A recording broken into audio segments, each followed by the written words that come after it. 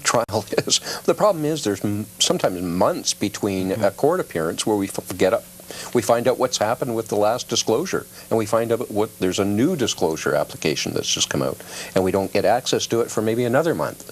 So it takes a long time to, I mean, it's not like a normal trial where you actually sit there day after day and you can hear evidence and you can hear the testimony, but this one, it's all allegations. It's, you know, sometimes wild allegations, and at other times there's no reply from the prosecution. They're kind of back on their heels, you know, and much like the government, nobody seems to have the answers, and I guess we hope the trial will answer all the questions. Certainly it's supposed to be a solemn inquiry into the truth, but it's not going to be a public inquiry. It's whatever is admissible. But if you do eventually get the witnesses, at least you get the testing and the detail. It certainly needs a public airing. Yeah. It'll be interesting what happens to those hundreds of thousands of pages of documents and disclosure.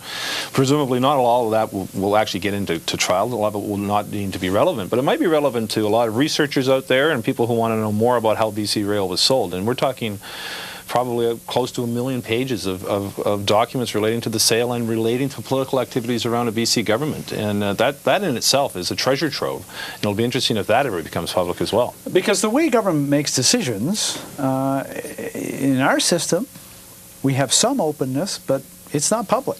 This kind of stuff, normally, we may see cabinet briefing notes, we may see transcripts of conversations between political staffers in government, people who almost never speak on the record, for instance. Well, and quite apart from that, the wiretaps of people who you know, speak quite frankly on cell phones and in emails to people, and then are going to realize to their horror, a lot of this is going to be made public. And a lot of people, as I mentioned earlier in the show, so many people were emailing and also talking to Dave Vazzy on his cell phone. I don't think they want all their conversations to be heard Very publicly. briefly here at the end, Neil Hall, do you think you're going to actually be covering a trial someday? I'm still a believer that this is going to go ahead. It's going to go ahead this year, maybe in the fall, but I don't think it'll be next spring.